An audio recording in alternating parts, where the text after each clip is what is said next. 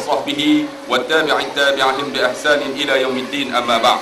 Yang saya kasihi sahabat saya Kapten Nur Hisham, jawatan kuasa masjid, tuan-tuan sidang hadirin yang dikasihi sekalian. Malam ini saya akan berceramah satu tajuk yang cukup hebat, nama dia alam roh. Alam roh ini, percaya ataupun tidak tuan-tuan, saya akan tunjukkan satu persatu yang dikatakan alam roh. Orang putih, orang Inggeris percaya tentang alam roh. Cuba tuan-tuan adik-adik tengok yang kata alam roh ni. Gambar ini dia ambil secara spontan ketika naik kereta. Kemudian dia nampak seorang wanita tunggu di tepi jalan. Cuba tuan-tuan tengok, adik-adik tengok. Yang dikatakan alam roh ni betul ataupun tidak. Ini berlaku di Rusia. Dia sedang bawa kereta, saya terjemahkan. Sedang bawa kereta. Dalam perjalanan, yang belakang tu ambil gambar. Bila ambil gambar, kemudian di tepi jalan dia nampak seorang perempuan sedang menanti di tengah malam. Perempuan yang cantik. Yang belakang ni ambil gambar. Kemudian dia persilakan perempuan ni masuk. Sebab dah suasana dah larut, jadi dia persilakan perempuan ni masuk dalam kereta tersebut. Bila masuk, yang belakang ni masih ambil gambar. Bila ambil gambar, cuba tuan-tuan tengok. Yang kata ni alam roh ni betul ataupun tidak. Orang Inggeris, orang putih pun percaya tentang perkara ini. Cuba tengok. Dia ambil gambar, kemudian dia bertanya perempuan ini, kenapa malam-malam ada di tepi jalan? What are you doing here so late? Dia tanya perempuan tadi. Kemudian perempuan ni kata apa? Dia marah lah. Orang yang depan tadi, kenapa ambil gambar perempuan tadi? Dia tanya, apa nama dia? Nama dia Teresa. Kemudian dia tanya, kenapa berlaku kat kamu? Kemudian tengok perempuan tadi kata apa? Dia tunjuk perkara yang berlaku. Dia marah. Yang perempuan yang depan tadi marah kerana yang belakang tu ambil gambar. Cuba tuan-tuan tengok. Dia ambil gambar, dia nak air. Jadi dia nak minum. Bila nak minum, yang depan ditanya, apa berlaku kepada saudari? Kemudian perempuan tadi bagi tahu bahawa di depan sana dia sedang bawa kereta. Kemudian dekat lampu tadi, dekat lampu tu, dan didapati dia aksiden. Bila aksiden, ditanya, dia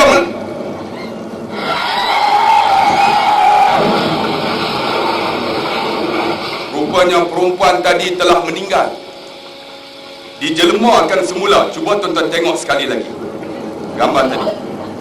Cuba tengok. Dia kata dia aksiden, dia mati. Kemudian tengok mukanya.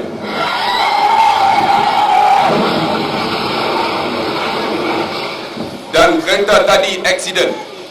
Bila aksiden, rupa-rupanya perempuan tadi telah meninggal dunia, menjelma sebagai seorang manusia.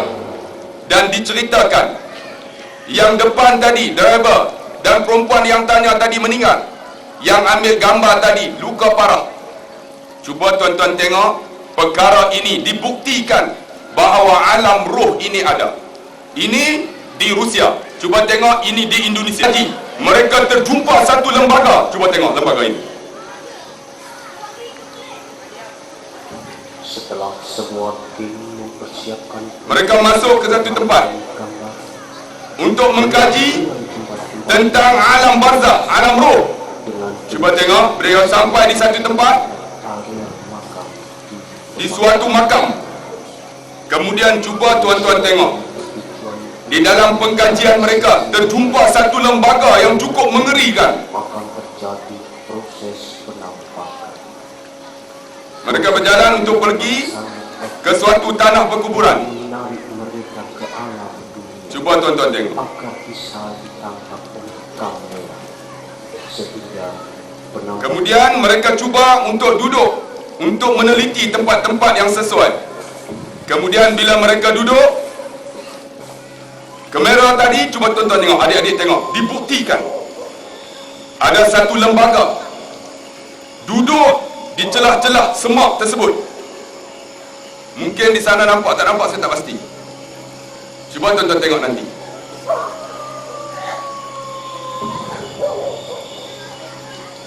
Kamera ini ambil gambar, kemudian nampak tak penampakan arwah perempuan nampak di ujung. Dan arwah ternyata membuahkan hasil yang Nampak tak tidak? Seorang perempuan di tepi pokok tu. menampakkan arwah wanita. Ia menunduk lemas, menampakkan penderitaan yang mendalam. Dialah salah satu arwah di sekitar makam-makam tersebut. Sekarang saya dekatkan, cuba tuan-tuan tengok, adik-adik tengok muka dia, muka dia.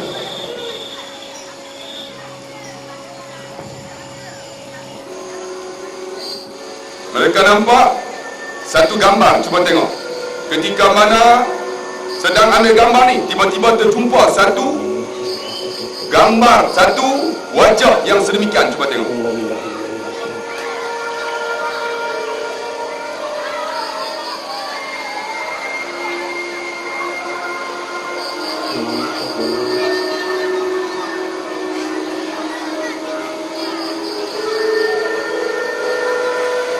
Cuba tengok wajahnya yang telah hancur isi-isi dia dan matanya terkeluar. Cuba tengok. Sekejap lagi nampak, sekejap lagi. Nampak gelap saja.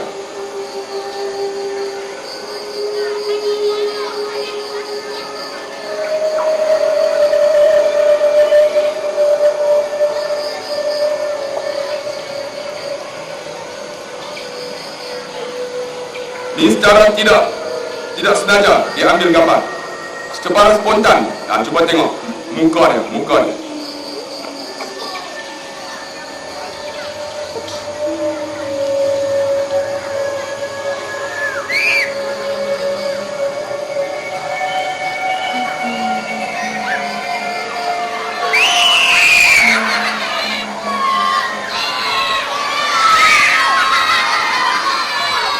Menunjukkan bahawa alam roh ni ada, tapi kita tak percaya ataupun tidak. Cuba tengok dalam bentuk gambar ini, dalam bentuk lakonan.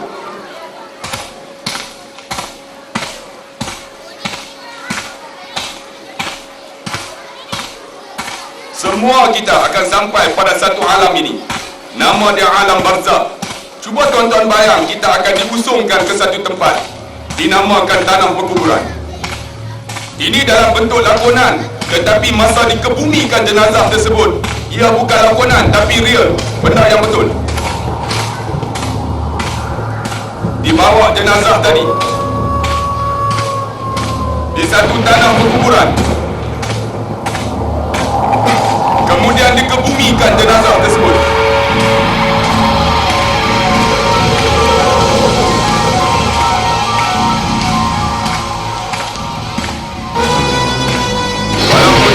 Dalam bentuk gambar, tapi yang ini bukan lakonan, yang ini betul. Ketika digalikan jenazah tersebut dan dikebumikan, perkara ini kita akan alami tuan-tuan, sama ada suka ataupun tidak suka, tetapi ini akan berlaku dengan kita. Sama ada suka ataupun tidak, kita akan dimasukkan ke dalam alam kubur, namanya alam barzakh. Bismillahirrahmanirrahim.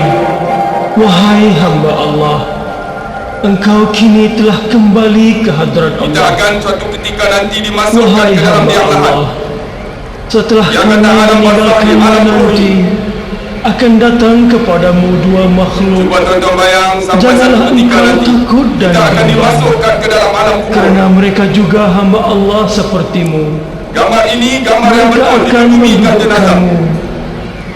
Kemudian suatu ketika nanti kita akan dimasukkan tanah ke dalam kubur kita, dan kita akan ditinggalkan keseorangan.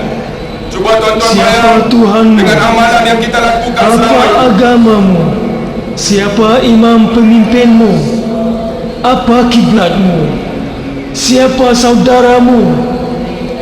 Hai hamba Allah, janganlah takut Jawablah dengan tenang Soalan dan inilah dengan lidah yang yang akan fasih dikemukakan dan kepada jelas. kita apabila kita dikebumikan di alam barzah. Cuba dengar bagaimana dalam bentuk lakonan kita akan ditanyakan persoalan kubur ini yang Islam dikatakan alam ruh. agamaku, Muhammad Rasulullah imam pemimpinku, Kaabah kiblatku, orang-orang Islam saudaraku. Cuba tuan-tuan bayang, adik-adik bayang ketika mana kita ditinggalkan di alam barzah nanti. Cuba tengok dalam bentuk lakonan ini. Tapi ini akan berlaku kepada kita tuan-tuan.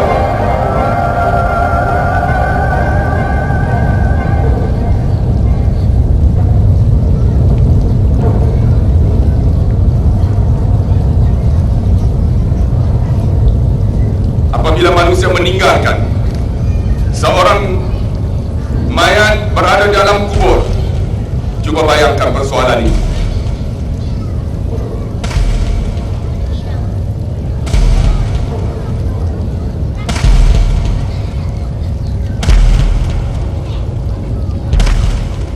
Ini digambarkan sebagai satu mayat yang berada di alam kubur. Wahai hamba Allah, mari kemari ke kampung asalmu. Cuba tuan-tuan bayang kalau kita banyak dosa untuk bertemu dengan Allah. Pulanglah dari kembaraan.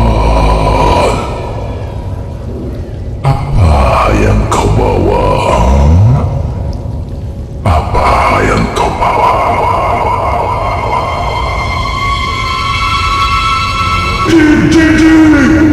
Kenapa badan kau busuk ini? Apa yang kau buat sepanjang hidupmu? Jaga! Jaga! Jaga!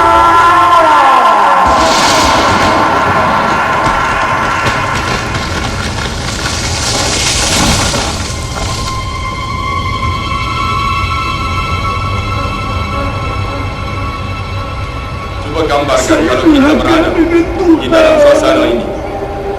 Saya tak peduli, Tuhan. Saya belakangkan Tuhan. Cuba bayang kalau kita tak pernah semayang. Melanggar apa Cuba bayang kalau saja kita tak pernah dari berpuasa. Tuhan. Cuba bayang kalau kita tak pernah membaca Al-Quran. Beginilah Tapi sekarang kita akan menghadapi malam. kau tak dapat lari lagi dari Tuhan, bukan? Tuhan! Tuhan!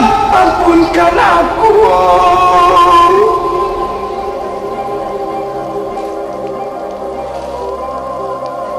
Apa lagi kerja kau di dunia?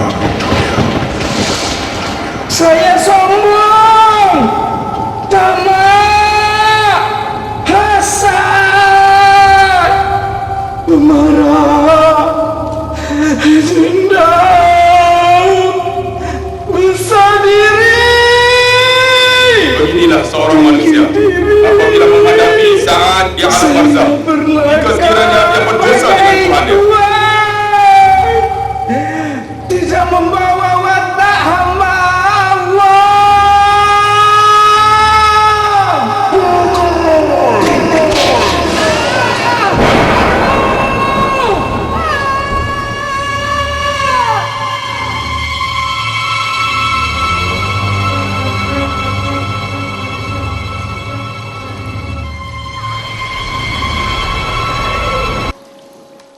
begitulah gambaran yang katakan alam ruh ini, alam barzah ini. Jadi bagaimanakah yang dikatakan mati itu pasti? Banyak ayat Quran yang menyebut tentang mati. Di antaranya 4 ayat Quran yang saya bawa. Qul innal mautal ladzi tafirruna minhu fa innahu mulaqikum. Katakanlah sesungguhnya mati yang kamu lari daripadanya, ia akan datang menemui kamu. Kullu man 'alaiha fan wa yabqa wajhu rabbika dzul jalali wal ikram. Setiap yang hidup akan binasa, yang kekal hanyalah Allah yang Maha Agung dan Maha Bijaksana. Dalam ayat yang lain Allah kata lagi, "Wallazi ja'ala lakumul arda zalulan famshu fi manakibiha wa kulu min rizqihi wa ilaihin nusyur." Dialah yang menjadikan bumi ini tempat yang mudah bagi kamu. Maka terogailah mana saja yang kamu kendaki. Sesungguhnya kepadanya lah kamu dikembalikan. Dalam ayat yang keempat Allah kata, summa innakum ba'da dzalika lamayitun, summa innakum yaumal qiyamati tub'atsun. Kemudian kamu selepas itu akan mati. Sesungguhnya kamu pada hari kiamat akan dibangkitkan. Banyak ayat Quran yang menyebut tentang mati ini, tapi saya ambil 4 saja. Bagaimanakah seorang menghadapi saat kematiannya? Di dalam kitab Al-Ibtida' Qabla al-Maut menghuraikan, apabila seorang itu meninggal dunia, Israel ni akan datang ambil nyawa kita. Tuan-tuan tahu belah mana nyawa kita akan diambil? Melalui mulut kita. Jika sekiranya mulut kita ini sentiasa berpuasa, mulut kita sentiasa baca Quran, mulut kita sentiasa zikir kepada Allah, Quran yang kita baca, zikir yang kita laungkan, puasa yang kita tinggalkan, tak makan dan minum, akan halang malaikat Israel ambil nyawa melalui mulut kita. Ni kita nak sambut puasa ni minggu depan, betul tak? Tapi nak ikut puasa ni mestilah ikut akan syarat-syarat puasa. Tapi kebanyakan kita puasa aja, adik-adik puasa, tapi puasa tipu pada puasa yang yuk. Bangun pagi seluk periuk.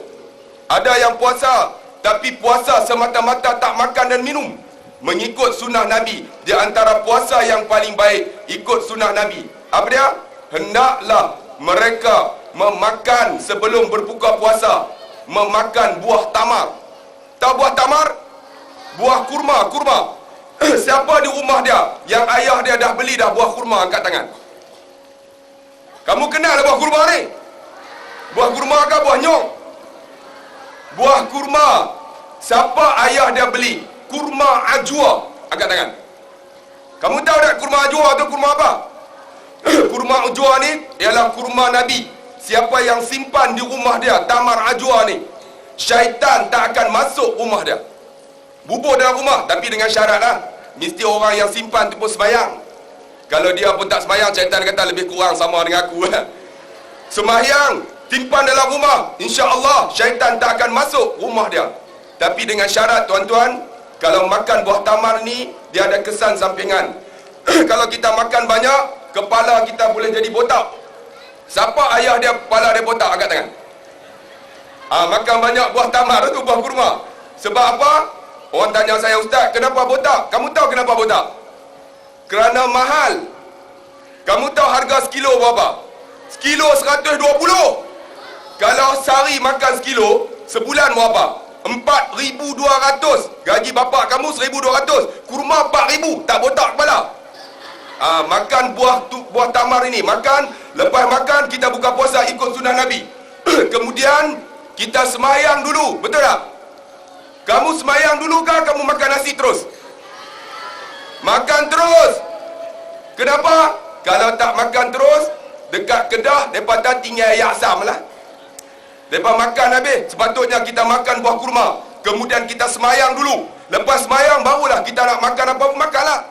Tapi baru ni tahun lepas ada seorang telefon saya. Dia kata, Ustaz, saya nak ikut sunnah Nabi. Saya pergi masa tu Ustaz ceramah 27 Ramadan. Pukul 6 petang saya pergi bazar Ramadan, beli buah kurma. Bila beli buah kurma, beli ikan bakar, beli ikan terobok, beli ikan ayam panggang letak siap. Kemudian saya panggil anak saya, duduk dengar azan. Allahu Akbar, Allahu Akbar. Anak saya nak ambil nasi, saya tampar tangan. Saya kata, ingat tak Ustaz kata makan buah kurma? Dia kata, ayah ni 27 Ramadan. 27. Aku tak kira, ikut sunnah Nabi. Dia pun ambil lah makan buah kurma. Habis buah kurma, dia nak ambil ikan terobok bakar. Ayah dia tampar, hai, Ustaz kata semayang dulu. Ayah, 27 Ramadan ni. 27. Semayang. Dia pun hampas dadah, dia pun angkat takbir. Anak dia duduk sebelah, isteri dia sebelah. Dia angkat takbir, pejam mata, biasalah pejam mata. Bismillahirrahmanirrahim. Alhamdulillah. Tiba-tiba kucing datang, kucing kata, selalu ikan terobok ni tinggal tulang aja. Kenapa banyak isi? Dia buka-buka mata, Allahu Akbar. Kucing. Macam mana nak halau kucing ni? Kalau tidak habislah ikan terobok dah. Dia pun kuat sikit, iya kan abudu. Kucing tu kata, aku duk dengar selalu dah, kucing tu kejip mata, tak takut. Dia kata, Macam mana dia nak halau ni? Lepas tu dia buat apa adik-adik, tuan-tuan? Dia teringat surah Al-Qari'ah. Dia pun baca Bismillahirrahmanirrahim, Al-Qari'ah, Mal-Qari'ah. Kemudian tentang wataku, dekat wataku tu dia kuat Watakunul jibalu kal'ihnil manbut. Kucing tu dengar lari. Dia tengok-tengok, alhamdulillah selamat ikan terobok aku. Kalau tidak habis. Itu sunnah Nabi. Kita semayang, lepas semayang barulah kita makan, betul tak? Barulah enjin kita dekat perut kita ni dia proses. Mula-mula lepas makan kurma, bila kita dah semayang, kena kita makan, barulah enjin kita baru dikit barat tadi. Tapi kalau kita makan terus dengan nasi, enjin kita jam tu. Jadi KI 20. Kita ikut sunnah Nabi. Dan kita pula disunatkan bila kita nak sahur bagi akhir pukul 5.30 masuk subuh, pukul 5 baru sahur. Kamu sahur pukul berapa? Pukul 12 tengah hari. Pukul 12 tengah malam pun ada. Lebih baik lewatkan sikit pukul 5. Isteri kita bangun awal pukul 4, pukul 5 kejut kita. Adik-adik bangun makan sahur. Jangan jadi macam datuk saya. Kami di Kedah kebanyakan pagi walaupun puasa, esok kena cabut bekas semai. Kamu tahu bekas semai? Buat mendang atau bendang? Buat padi, kena cabut bekas semai tu. Kalau tak makan, malam sahur tak kuat, tak larat. Jadi kadang-kadang bangun lewat. Masa zaman tahun 70-an, tak ada lampu. Bila bangun lewat, saya bangun-bangun. Tok! Lewat! Dia kata jangan tengok jam. Jangan tengok jam. Kami kata kenapa? Jangan tengok jam, dia kata. Lampu tak ada. Apa masjid pun tak ada speaker, PA system tak ada. Tak dengar. Jadi bakat bangun. Nenek saya pun cedok nasi, letak. Kami pun makan. Dia dah habis makan. Habis Tok Wan. Dah habis, buka tingkap. Buka, tengok matahari dua atas dah. Tok Wan. Pasal apa? Matahari dua atas dah. Tak apa. Tak sengaja. Kepala otak dah. Pukul 9 dah. Tok Wan saya buat macam tu sebab apa? Kalau tak makan, tak larat, cabut bekas mai. Esok pakat buka puasa habis. Jadi kamu jangan buat macam tu. Ni masjid ni ada speaker macam besar. Buat tak senaja, setuju dengan botol dia kot. Jadi kita puasa ikut sunnah Nabi. Dan kita baca Quran. Cuba tengok budak ini. Budak ini daripada Itali. 2 tahun umurnya baca Quran. Cuba tengok. Daripada Itali. Bismillahirrahmanirrahim. Qul a'udzu birabbi. Cara dia lah baru 2 tahun.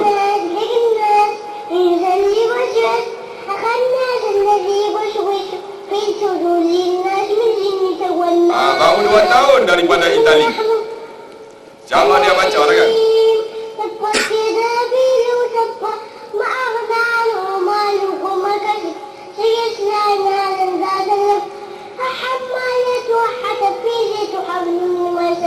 Tengok umur dia berapa? 2 tahun. Sebab tu dekat dengan Ramadan ni. Kita kalau boleh, Ramadan ni banyak baca Quran. Akan tolong kita. Masa kita nak mati esok, roh kita tak boleh keluar melalui mulut kita ini.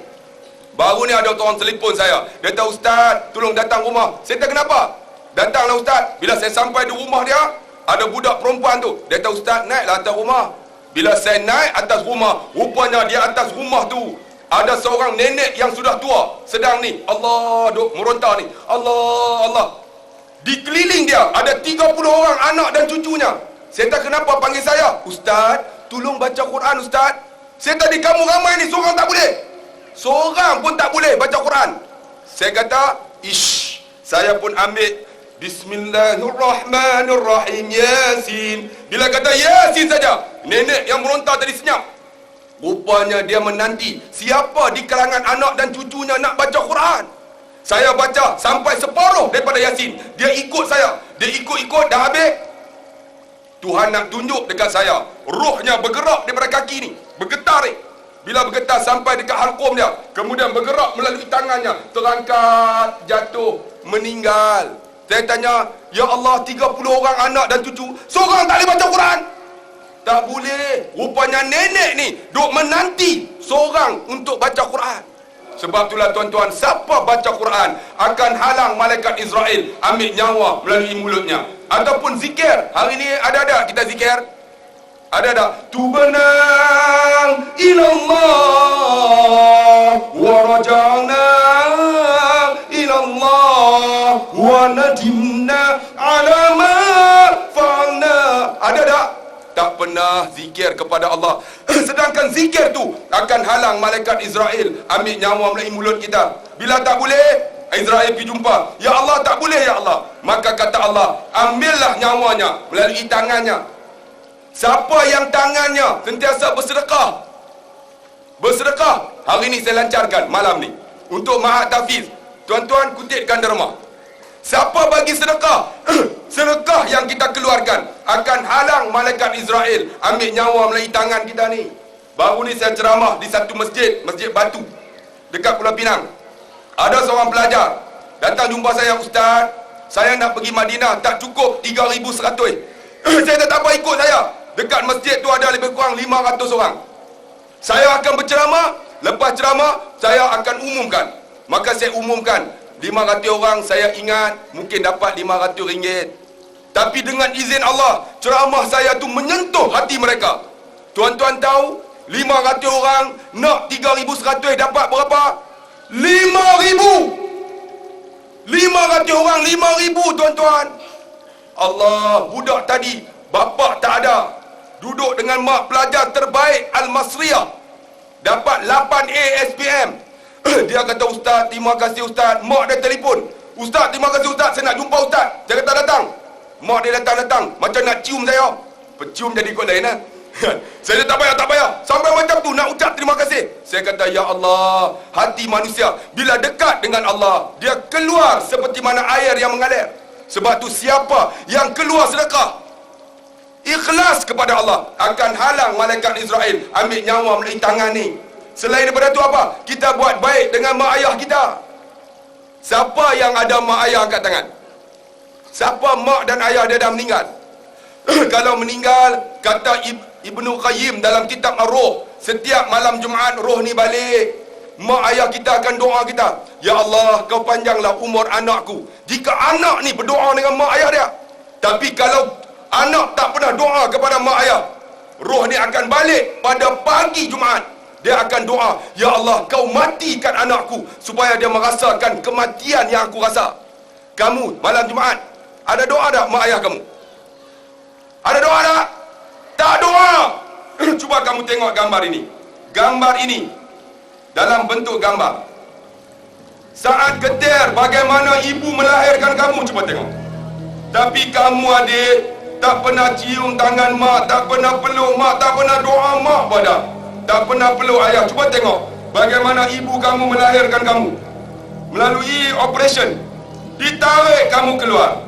Kemudian ibu menatang kamu seperti minyak yang penuh. Cuba tengok, dia sayang kamu. Tapi kamu tak pernah cium tangan dia, peluk dia. Cuba tengok ketika kamu kecil, dia sayang kamu. Cuba tengok apa berlaku. Ini dalam bentuk gambar aja. Bila kamu dah dewasa, cuba kamu tengok tuan-tuan. Mak dia miskin, ayah dia tak ada. Mak ni sedia ala kadar aja. Tapi anak lelaki cuba tengok, dia hina mak ni, dia kutuk mak. Sedangkan mak itulah yang melahirkan dia, mak itulah yang membesarkan dia. Cuba tuan-tuan tengok, adik-adik tengok, kecil hati mak tadi. Bila anak yang dia lahir, anak itulah yang hina dia, anak itulah yang kutuk dia. Kemudian bangunlah mak tadi, duduk di sebelah pintu, menangis mak tadi. Ini berlaku dekat mak kita bukan? Dekat ibu kita. Kamu kadang-kadang kamu lupa jasa mak dan ayah kamu. Cuba tengok adik tu marah dekat abang dia sebab dia hina mak ni, termasuk dengan kakak dia. Cuba kamu tengok, cuba tuan-tuan tengok ibu tadi. Bila anak yang dia sayang hina dia, dia duduk sebelah pintu. Cuba tuan-tuan tengok, ibu tadi menangis dia. Inilah yang berlaku kepada kita bukan? Apabila mak yang melahirkan kita, kita hina dia, kita derhaka dekat dia. Cuba tuan-tuan tengok ibu tadi. Walaupun dalam bentuk gambar, tapi menangis ibu ni bila anak yang dia sayang, anak itulah yang hina dia, kutuk dia. Cuba tengok bila dia dewasa, dia tak hormat mak dia. Sedangkan siapa yang buat baik dengan mak ayah dia, Allah akan halang nyawanya keluar daripada tangannya. Kemudian tengok, bila dia dewasa, dia bawa kereta, tiba-tiba Allah datangkan ujian. Ujian macam mana? Dia kena stroke. Tengok mulutnya dan tangannya lumpuh sebelah. Pada ketika itu dia kemalangan. Cuba kamu tengok. Dia kemalangan. Dia nak bawa kereta pun tak boleh dah. Maka digantikan dengan isteri dia jadi driver. Isteri dia bawa kereta balik. Masa dia bawa, isteri dia bawa kereta tadi, dia nak balik. Cuba kamu tengok, masa tu dia nak pergi minta maaf dengan mak dia. Tapi apa berlaku tuan-tuan, adik-adik? Cuba kamu tengok. Isteri dia bawa kereta tadi balik ke rumah. Dia nak pergi minta maaf dengan mak dia. Cuba tengok, dia keluar daripada kereta tadi, merangkak-rangkak nak pergi minta maaf dengan mak. Tapi tengok, pada ketika itu mak dia, cuba tuan-tuan tengok mak dia, dia merangkak. Cuba bayang kalau ini berlaku dekat kita. Dia merangkak, nampak? Nak pergi minta maaf. Tapi pada ketika itu mak dia sudah menunggu saat kematian dia. Mak dia mengemus nafas terakhir. Mak dia dah tak ada lagi, tuan-tuan, adik-adik. Dia balik nak minta maaf. Cuba tuan-tuan tengok, adik-adik tengok gambar yang kecil di atas tu. Dia hina mak dia tampar dia. Dia bangun, dia lari tinggalkan rumah. Mak dia, kakak dia kejar dia. Bila dikejar, cuba tuan-tuan tengok, adik-adik tengok. Datang sebuah kereta, langgar kakak dia. Kakak dia tersangkut beg tadi, kain dia. Diheret, walaupun ini dalam bentuk gambar. Diheret, menjerit mak tadi, siapa tak sayang anak. Kakak tadi diheret. Kemudian kain tadi terkoyak, terlepas. Datang sebuah bas. Cuba tengok, bas tadi gilis kakak dia. Kakak dia meninggal, cuba tengok. Bila kakak dia meninggal, menangis mak tadi. Kakak, anak perempuan dia tak ada dah, tinggal anak lelaki. Tapi anak lelaki derhaka dekat dia. Kemudian cuba tengok, bila dia balik nak minta maaf dengan mak dia, dia masuk merangkak, nampak? Merangkak-rangkak nak minta maaf. Tapi pada ketika tu mak dia dah tak ada lagi, tuan-tuan. Mak dia dah tak bernyawa. Dia nak minta maaf, nampak?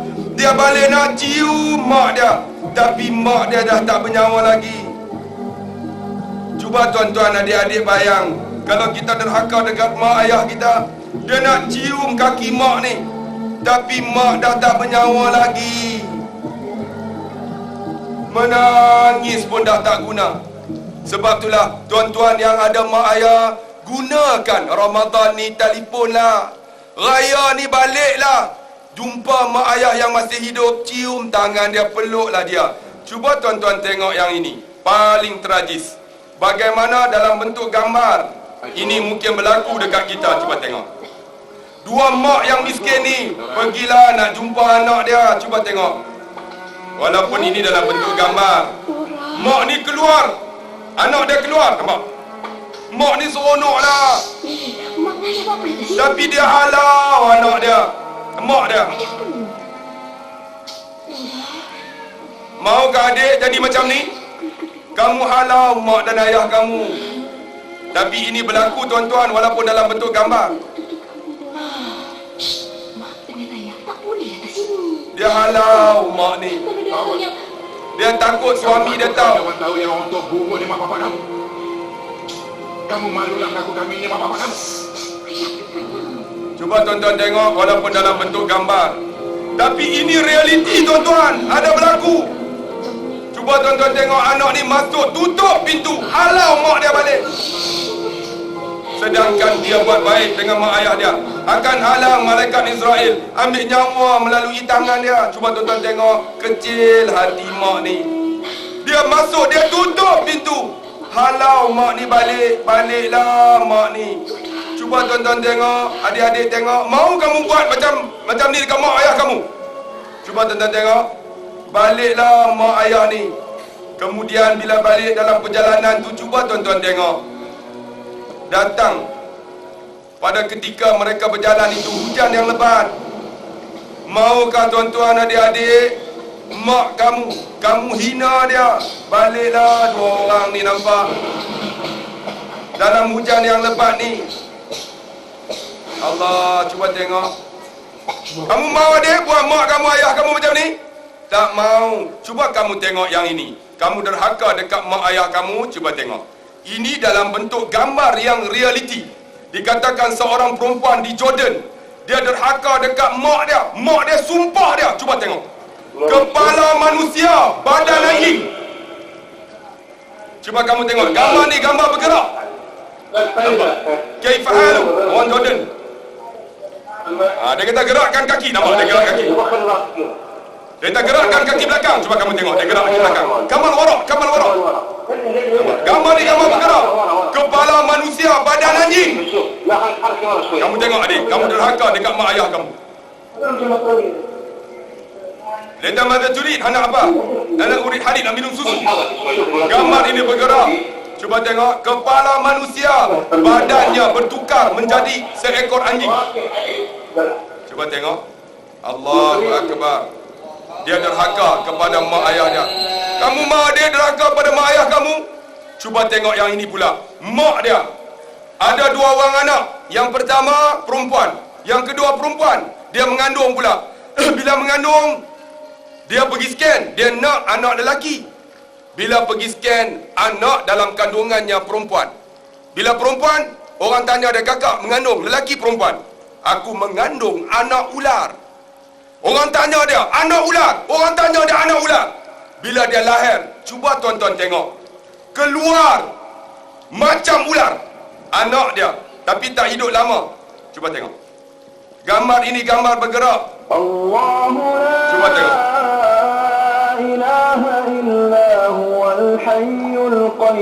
Cuba tengok mata dia. Dia matanya dengan badannya bersisik macam ular. Gambar ini gambar bergerak. Ini di hospital Makkah Al-Mukarramah. Cuba tengok, lebih baik mati aja nak hidup macam mana tuan-tuan. Cuba tengok Allah dengan badannya yang bersisik perempuan. Cuba tengok Allah dengan matanya yang terkeluar dengan merah menyala macam ular. Sebab tu mak-mak jangan cakap benda yang pelik kepada anak kita. Tuhan makbulkan doa ni. Cuba tuan-tuan dengar suara dia. Gambar ni gambar bergerak, bukan gambar tak bergerak. Allahu Akbar. Lebih baik mati aja. Memang dia mati, lepas tu dia meninggal.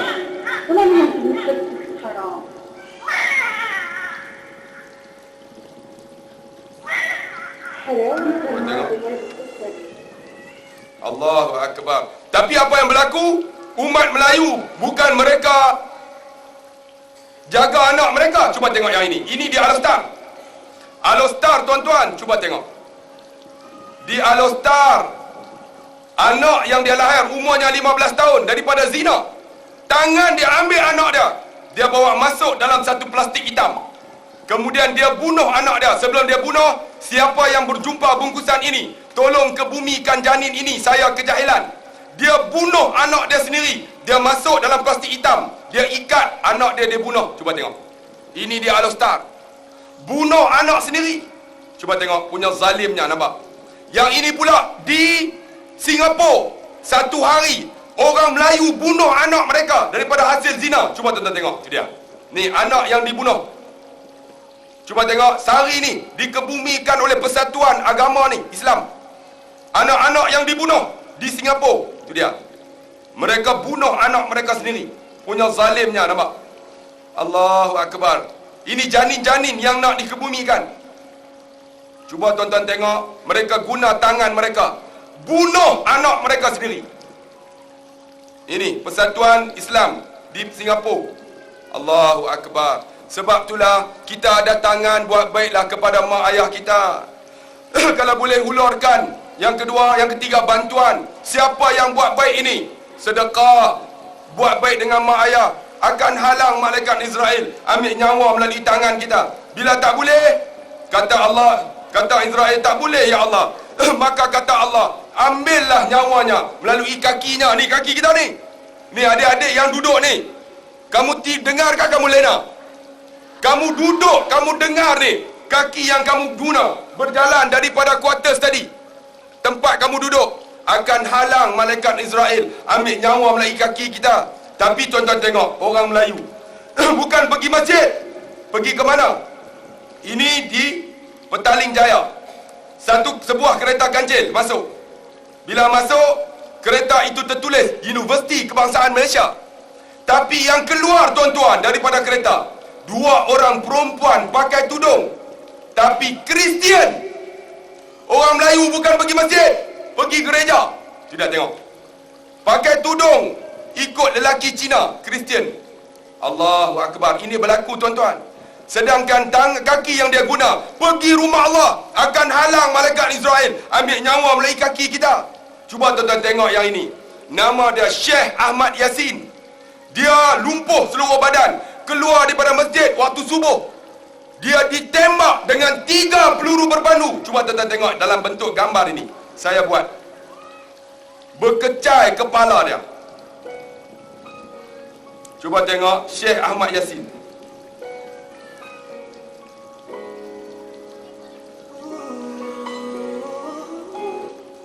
Syekh Ahmad Yasin dibunuh ketika keluar daripada solat subuh di sebuah masjid di Palestin. Cuba tengok tuan-tuan, mayat dia berkecai kepala dia. Dah lumpuh dah. Mati ketika keluar masjid tuan-tuan. Cuba tengok. Dia dibunuh dengan kejam. Kita bagaimana tuan-tuan? Cuba tengok ketika dikebumikan dengan plastik hitam saja. Hanya dapat diselamatkan muka, badan dan tangan kirinya. Yang lain hancur berkecai, bertaburan tuan-tuan. Cuba tengok mukanya. Subhanallah. Cuba tuan-tuan tengok Syekh Ahmad Yasin dibunuh ketika keluar masjid. Tapi kita pergi masjid tak? Siapa budak lelaki yang pergi ke masjid hari Jumaat? Angkat tangan.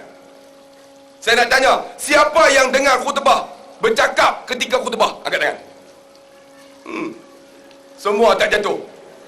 Sepatutnya adik jatuh tangan. Kamu pergi masjid, dengar, bukan bercakap. Siapa bercakap, rohnya akan keluar melalui mulutnya. Tapi ada seorang budak jumpa saya. Ustaz, tak cakap apa. Tok Khatib pun baca macam nak lena. Dia baca Alhamdulillah, bakat lena habis. Sepatutnya khatib ni baca khutbah lebih baik jangan tengok tag. Tengok ni, audien kita ni baca khutbah yang lena, bukan baca. Barulah jaga. Ni hampa nak lena aku kira aku 450 allowance. Tu yang teruk bakat lena habis. Baru ni di satu masjid di Kulim, ada seorang khatib tu umur 80, baca khutbah. Dia baca khutbah, tajuk dia ialah bagaimana untuk menjauhi daripada denggi. Dia baca, tuan-tuan hendaklah menjauhi penyakit AIDS dengan menanam botol-botol dan sampah-sampah. Ada seorang tu angkat tangan, dia berani. Ustaz, penyakit AIDS kot. Dia tengok-tengok, oh AIDS, ada penyakit AIDS tanam botol. Cuba tuan-tuan tengok, penyakit AIDS tanam botol. Penyakit AIDS tanam botol. Baca pun tak betul. Baru ni dia satu masjid dekat kampung saya, Jalan Baru. Ada seorang imam tu, dia baca khutbah, baca pakai lena habis. Dia kata ni peluang nak lena. Kami geng muda ni pergi curi tag dia, letak tag baru majlis agama punya. Dia naik dia tak tengok. Dia tengok-tengok, tulis jauhi. Dia baca tajuk khutbah saya, penyalahgunaan dadah. Oh, kami kata, weh, tu imam ni baca dadah ni. Dia pun baca, hendaklah tuan-tuan menjauhi daripada dadah yang menjadi musuh kepada negara. Lepas tu, iaitu kan heja jawi harawaw amzah yanun. Bunyi apa? Heroin. Dia bunyi apa ni? Hentam sajalah. Iaitu heroin, morfin, kekoin. Rupanya heroin. Kami duk dengar, dadah baru kan tak pernah dengar. Rupanya heroin, morfin, kokin, baca silap. Allahu Akbar.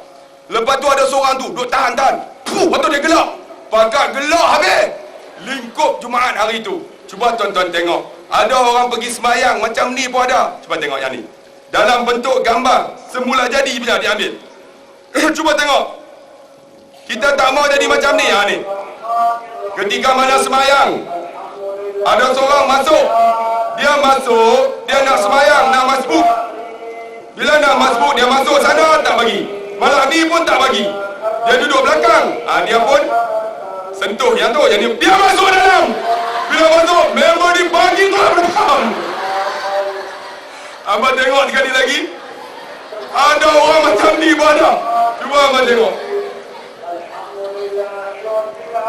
Member ingat nak buat sah kedua. Dia nak masuk belah sana, nak masbuk. Member tak bagi, belah ni tak bagi. Jadi dia pun quit. Member pun langkah lah. Dia masuk langkah. Dia ni tengok balon tu berebut. Yang tu orang tak ada ilmu. Sebab tu kita ni pergi rumah Allah bila ada pengajian. Masjid ni ada buat mengaji tak? Ada mengajar tak ustaz? Mai mendengar akan tolong kita masa nak mati esok. Kita pergi rumah Allah. Bila tak boleh, Israel kata dia pergi rumah Allah. Dia dengar mengaji. Cuba tuan-tuan tengok.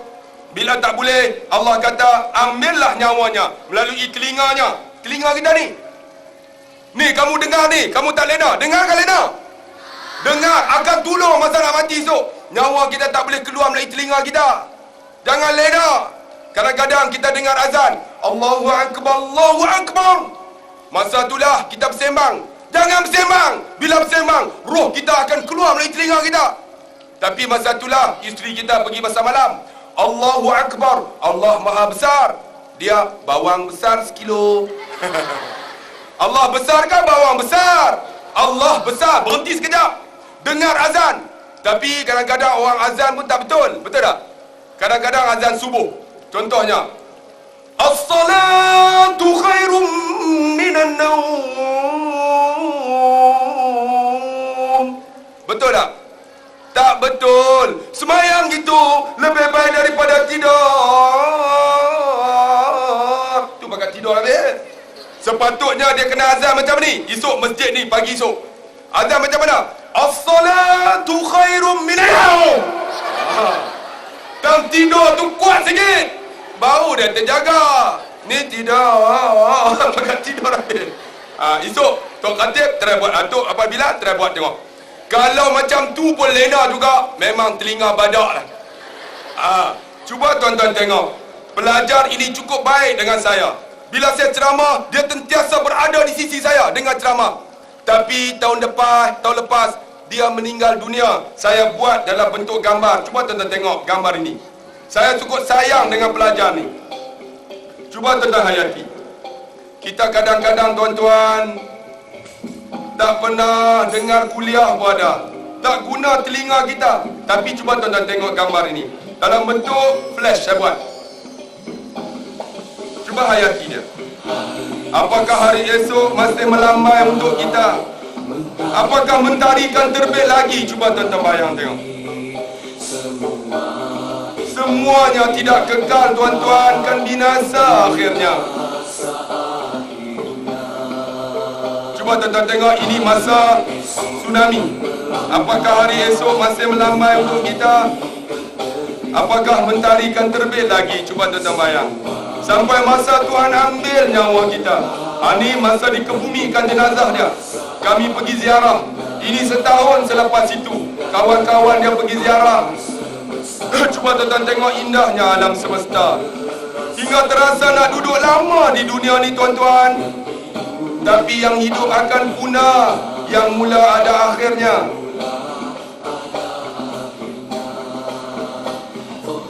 Cuba tuan-tuan tengok indahnya ciptaan Tuhan. Tapi yang ada ni sementara aja. Cuba tuan-tuan bayang sampai masa Tuhan ambil nyawa kita. Semuanya akan sirna, akan punah. Yang kekal hanyalah Allah. Dia telah tentukan usia makhluk semua, tuan-tuan, adik-adik. Ini masa tsunami. Cuba tuan-tuan tengok bila kita mati. Alangkah hinanya manusia. Bila jadi mayat, tuan-tuan, ditarik dalam keadaan bertelanjang, nampak? Kemudian diletak, ditutup dengan kain aja. Ada yang dibiarkan telanjang. Cuba tuan-tuan tengok alangkah hinanya manusia. Apakah esok masih melambai untuk kita? Apakah mentari akan terbit lagi? Cuba tuan-tuan bayang. Semuanya tidak kekal, tuan-tuan, kan binasa akhirnya. Sampai masa Tuhan ambil nyawa kita. Kita ada kawan, kita ada kasih kepada mak ayah, kawan-kawan kita. Tapi semua tu sementara aja. Bahagia ada batasnya, suka duka silih berganti. Kita seronok, tapi kita tak ingat sampai masa Tuhan ambil nyawa kita. Apakah esok masih ada untuk kita? Apakah mentari akan terbit lagi, tuan-tuan? Cuba bayang tengok adik-adik, tuan-tuan. Yang pasti kita semua menunggu saat binasa aja. Menunggu ajal kan tiba, menanti ketentuannya. Cuba tuan-tuan tengok. Ada satu mayat. Bila dah jadi mayat, tuan-tuan, alangkah hinanya manusia. Cuba tengok mayat ini. Dia telah tentukan, nampak? Ditolak dengan kayu aja. Dimasukkan dalam plastik, ditutup, diletak di tepi jalan aja. Cuma tuan-tuan tengok alangkah hinanya manusia. Yang hidup akan mati, tiada kekal abadi. Dia telah tentukan usia kita, tuan-tuan, sampai masa Tuhan ambil nyawa kita. Cuba tuan-tuan tengok, yang hidup akan mati, tiada kekal abadi. Cuba tengok satu mayat ini.